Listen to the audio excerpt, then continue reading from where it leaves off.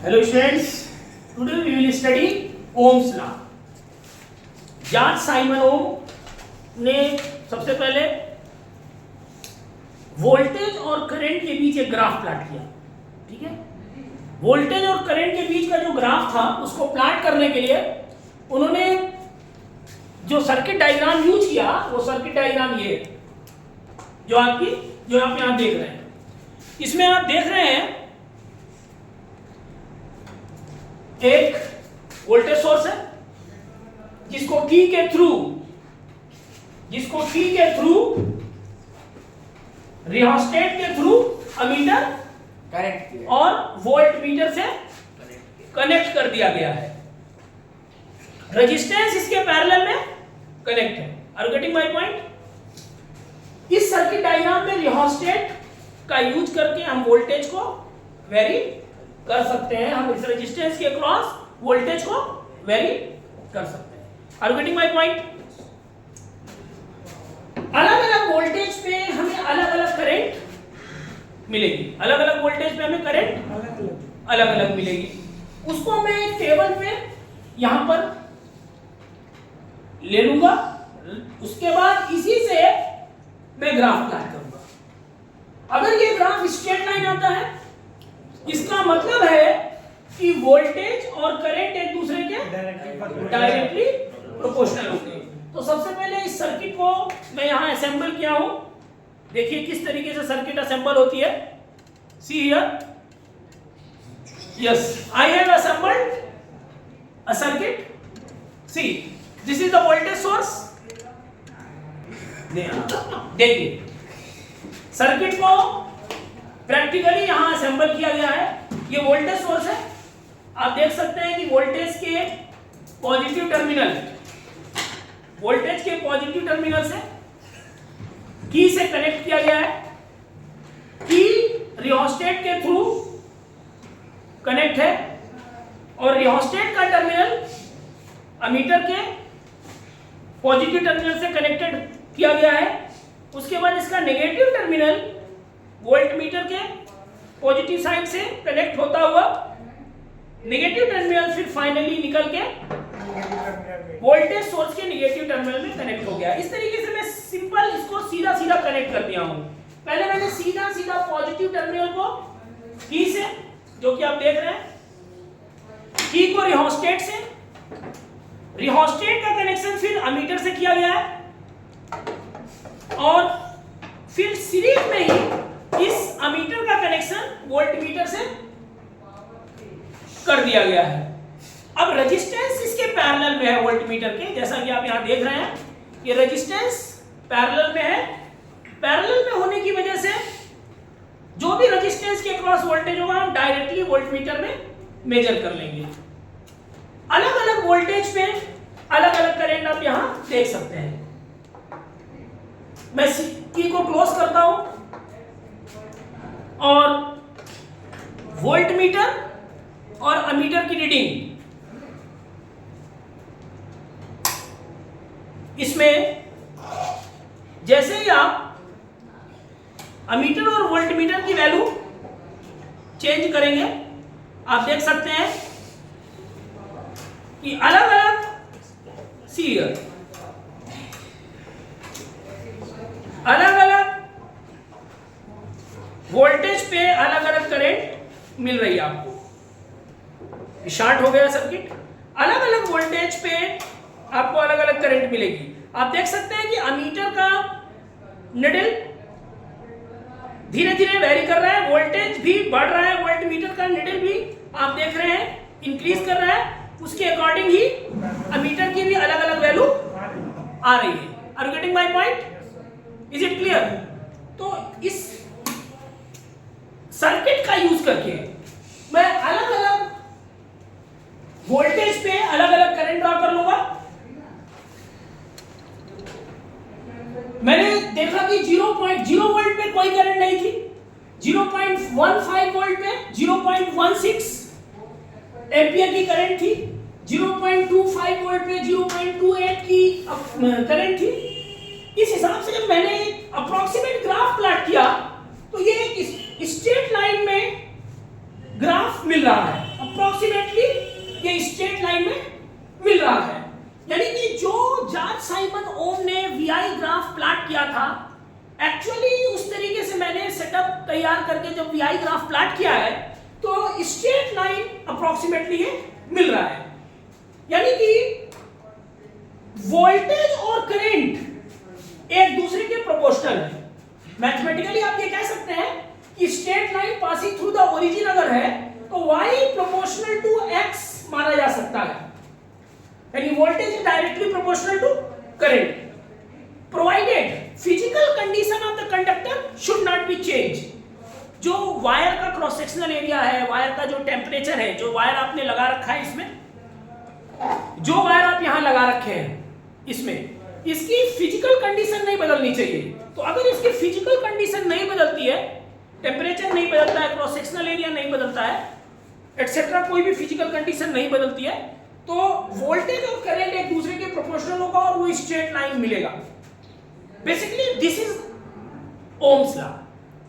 Ohm's law का statement graph plotting के बाद आता है। First you will plot the graph between voltage and current, it will come straight line as I have done practically, it is approximately straight line. Then we can say that if all the physical conditions of a conductor remains constant, then the voltage across the conductor is directly proportional to the current flowing through it. Are you getting my point? Yes. So voltage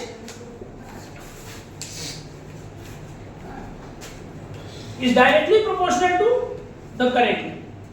V is equal to Ri, where R is a proportionality constant. Okay, where R is a proportionality constant,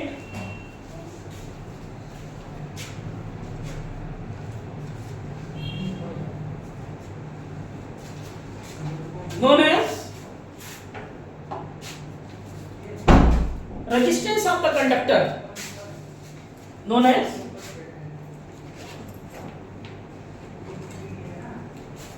resistance of the conductor। जो भी wire आपने लगा रखा है उसका वो resistance है। इसकी वैल्यू किस पे डिपेंड करेगी?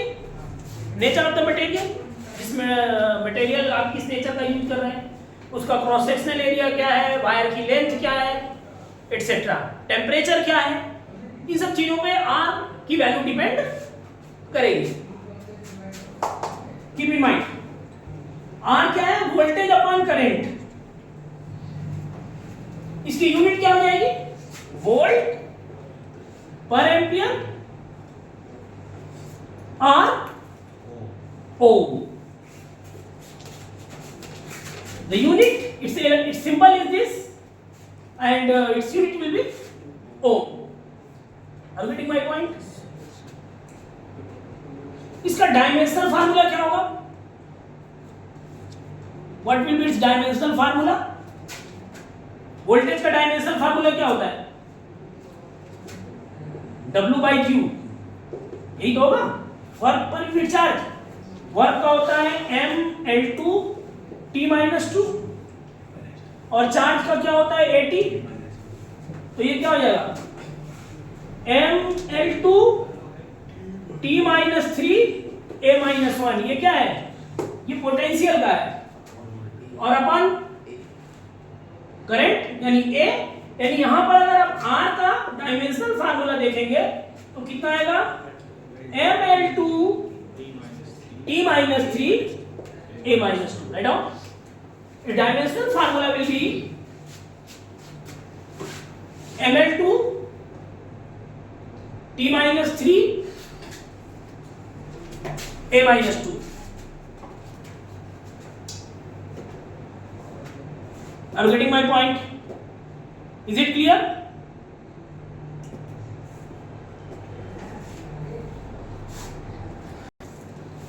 देखिए VI ग्राफ का स्लोप एक्चुअल में रेजिस्टेंस रिप्रेजेंट करता है। जैसे मान लीजिए वोल्टेज करंट ग्राफ है, स्ट्रेट लाइन आ रही है, initial current I1 let suppose कोई किसी भी करंट को मैं I1 मान ले रहा हूं और यहां पर करंट I2 हो गई। जिस टाइम करंट I1 है वोल्टेज इज V1, यहां वोल्टेज हो गया V2। तो अगर मैं इस ट्रायंगल में बात करूं तो this will be V2 minus V1 या डेल्टा V, और ये I2 minus I1 delta I हो जाएगा।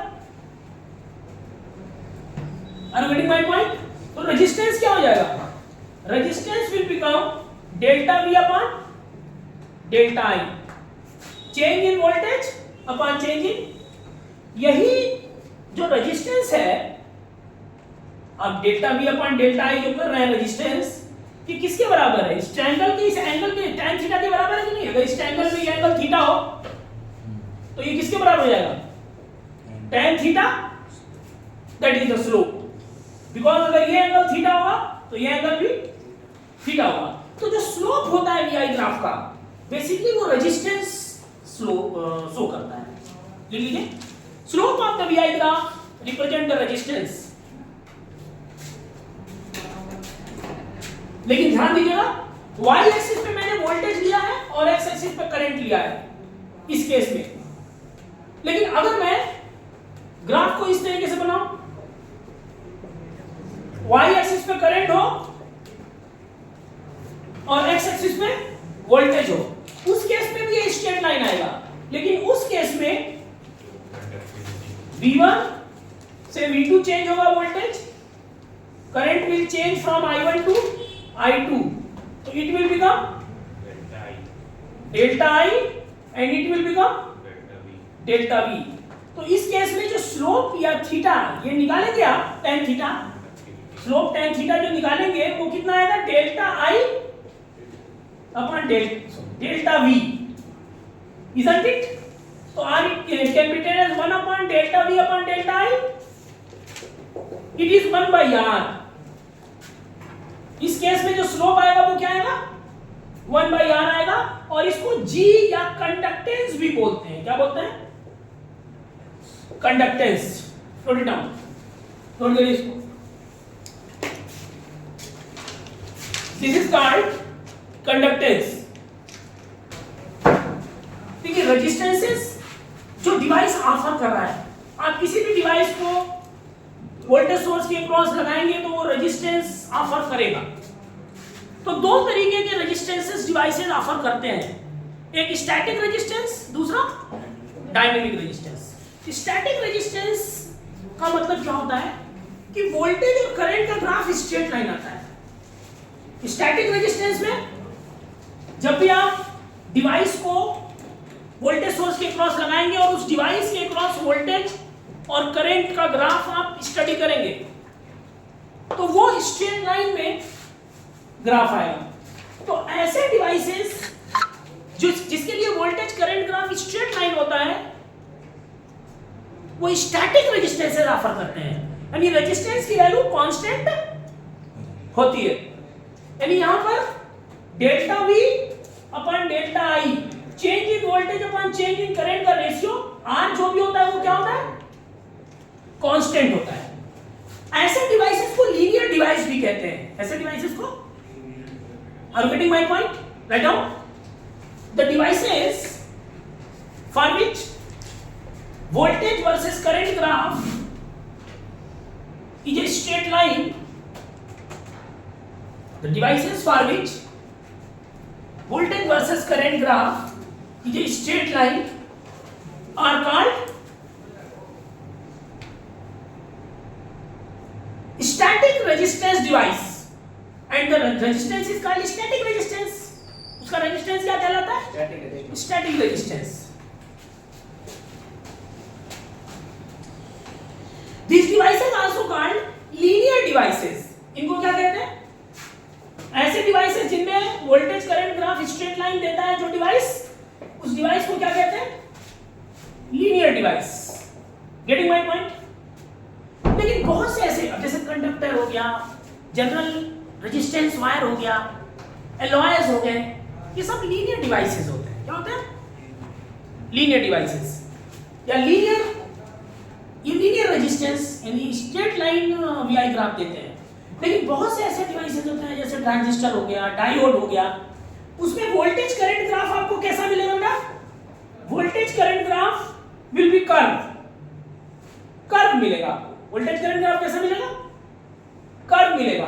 तो ऐसे डिवाइसेस को क्या कहते हैं? नॉन लीनियर डिवाइसेस कहते हैं। या ये जो डिवाइसेस होते हैं वो डायनेमिक रेजिस्टेंस ऑफर करते हैं। इनको क्या कहते हैं? Dynamic resistance. लिखिए इसमें the devices for which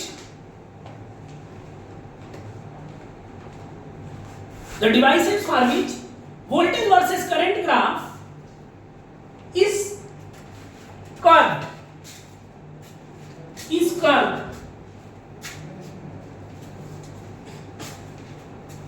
offers dynamic resistance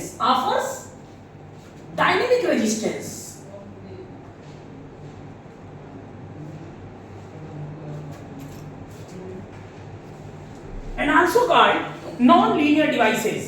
इनको क्या कहते हैं? Also called non-linear devices. इनको non-linear device भी कहते हैं। आप देख रहे हैं यहां पर वोल्टेज करंट ग्राफ कैसा है? कर्व है। आप चाहे तो इसको करंट लीजिए तो ये डायोड के लिए हो जाएगा बेसिकली कर्व है। इनिशियल में वोल्टेज के साथ करंट धीरे धीरे वैरी कर रही है, फिर एक वोल्टेज के बाद करंट में इंक्रीज तेजी से होने लग रहा है। यानी यहां पर वोल्टेज और करंट एक दूसरे के प्रोपोर्शनल नहीं रह रहे हैं। कम वोल्टेज में इंक्रीज के लिए करंट का इंक्रीज ज्यादा हो जा रहा है। नॉन लीनियर डिवाइस, ऐसे डिवाइसेस को क्या कहते हैं? डायनेमिक रेजिस्टेंस ही ऑफर कर रहे हैं। This is the dynamic resistance and the devices are known as non-linear device. Are you getting my point? Yes. तो keep in mind, resistance मैंने समराइज कर रहा हूं। VI ग्राफ स्ट्रेट लाइन आया, Ohm's law form होता है। Because straight line के लिए y प्रोपोर्शनल टू x के लिए v प्रोपोर्शनल टू y बोला जा सकता है। अब इसका एक्सपेरिमेंटल सेटअप मैंने दिखाया आपको। हमने वोल्टेज और करंट की रीडिंग लेकर के ग्राफ प्लॉट किया, स्ट्रेट लाइन आ रहा था। उसके बाद मैंने आपको रेजिस्टेंस का स्लोप, वोल्टेज करंट ग्राफ का स्लोप बताया कि उसका स्लोप क्या होता है, वो रेजिस्टेंस होता है। वीआई ग्राफ का स्लोप y एक्सिस पे वोल्टेज और x एक्सिस पे करंट हो, तो अगर ये उल्टा है y एक्सिस पे करंट x एक्सिस पे वोल्टेज, तो ये कंडक्टेंस हो जाएगा 1/r। ठीक है ना? रेजिस्टेंसेस जो डिवाइस ऑफर करते हैं वो दो तरीके के रेजिस्टेंसेस बेसिकली ऑफर करते हैं, स्टैटिक रेजिस्टेंस और डायनेमिक रेजिस्टेंस। स्टैटिक रेजिस्टेंस में वोल्टेज और करंट ग्राफ स्ट्रेट लाइन होता है and this type of resistance are known as static resistance. और जो डिवाइस इसको ऑफर करता है that is called linear device. और जिसके लिए voltage current graph straight line नहीं हो, कर्व हो, ऐसे डिवाइसेस जो रेजिस्टेंस ऑफर करते हैं उनको डायनेमिक रेजिस्टेंस बोलते हैं उसको, और ऐसे डिवाइसेस को नॉन लीनियर डिवाइसेस बोलते हैं। और डायनेमिक रेजिस्टेंस को कैलकुलस फॉर्म में dV by di, ये डायनेमिक रेजिस्टेंस का फार्मूला बन सकता है। R = dV by di। Are you getting my point?